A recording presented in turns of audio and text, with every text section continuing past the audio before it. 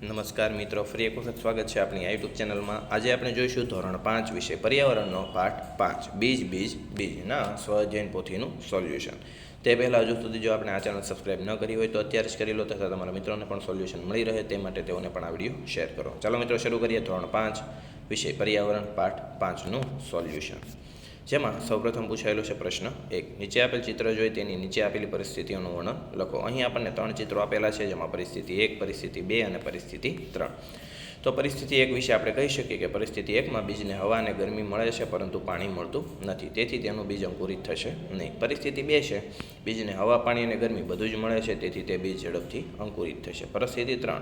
પરિસ્થિતિ 3માં બીજને પાણી મળી રહે છે પરંતુ ગરમી અને હવા મળતી નથી, તેથી તેનો વિકાસ રૂંધાય છે અને તે બીજ અંકુરિત થશે નહીં। આગળ છે પ્રશ્ન 2।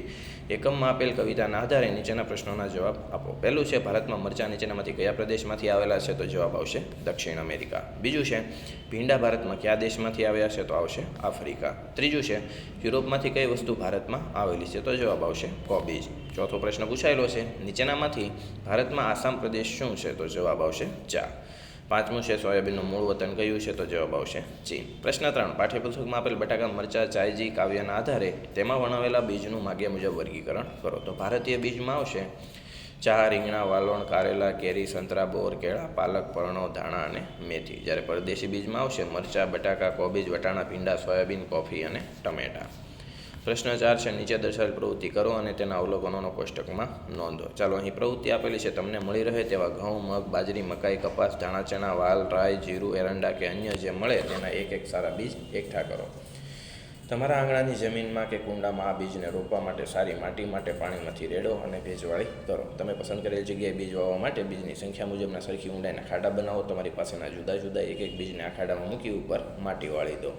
આ કુંડા કે ક્યારામાં રોજ નિયમિત પાણી આપો અને બીજના ઉગવાનું અવલોકન કરો।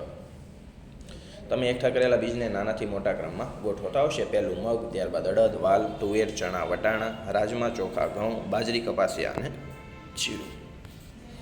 આગળ છે ઉપરની પ્રવૃત્તિઓના અવલોકનો નીચે નોંધો। ચાલો વિગત અને અવલોકન। તો અવલોકનમાં આવશે બધા જ બીજ વાવ્યાની તારીખ, તો આવશે 10/1/22। સૌપ્રથમ ફણગો ફૂટ્યો હોય તે બીજ, તો આવશે મગ, ઘઉં અને બાજરી। 5મા દિવસે ફણગો ફૂટ્યો હોય તેવા બીજ, તો કપાસિયા, તુવેર અને વટાણા।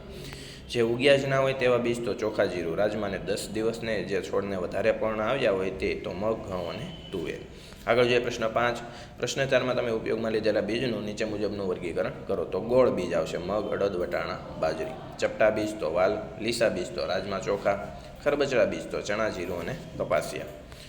પ્રશ્ન 6 છે નીચે આપેલ વનસ્પતિનું માગ્યા મુજબ વર્ગીકરણ કરો। ચાલો અહીં વનસ્પતિઓ આપેલી છે, તેમાં 2 ભાગમાં ડિપાર્ટમેન્ટ પાડવાના છે, બીજ વિના ઉગતી વનસ્પતિ અને બીજ દ્વારા ઉગતી વનસ્પતિ। તો બીજ વિના ઉગતી વનસ્પતિ કેળ, શેરડી, શેતુર, કમળ, ગુલાબ। બીજ દ્વારા તો જામફળ, ટીંડોળા, રીંગણા, લીમડા, દૂધી અને શિંગોડા। પ્રશ્ન 7 છે નીચે આપેલ શબ્દોમાંથી બીજને ઉગવા માટે જરૂરી પરિબળો કયા કયા છે? તો પહેલામાં આવશે હવા, ગરમી, બીજામાં આવશે પાણી, વરસાદ અને ત્રીજામાં આવશે જમીન। આગળ જોઈએ પ્રશ્ન 8। નીચે આપેલા ચિત્રોના આધારે તેની નીચે આપેલ જગ્યામાં 5-6 વાક્ય લખો। ચાલો તો અહીં ચિત્ર આપેલા છે, ચિત્ર 1 અને ચિત્ર 2। તો ચિત્ર 1 વિશે શું લખી શકાય અને ચિત્ર 2 વિશે તમે શું લખી શકો? તમે અહીં જોઈ શકો છો, આ પ્રમાણે તમારે લખવાનું રહેશે। પ્રશ્ન 9 છે તમે જાણતા હોય તેવા હવા, પાણી અને પ્રાણીઓ દ્વારા ફેલાતા બીજના નામ મેળવીને લખો। તો હવા દ્વારા ફેલાતા બીજ આંકડો, સિમલો, કણજી, ડોડી। પાણી દ્વારા ફેલાતા બીજ નારિયેળ, રજકો, તકમરિયા। અને પ્રાણીઓ દ્વારા ફેલાતા બીજ જામફળ, ગોખરું, ગાઢરું અને વડ। તો મિત્રો આ હતું સોલ્યુશન। આ વિડીયો સાથે આપણે ફરી મળતા રહીશું। આપ સૌ આ વિડીયો જોયો, સાંભળ્યો, સમજ્યા તે બદલ આપનો ખૂબ ખૂબ આભાર, ધન્યવાદ।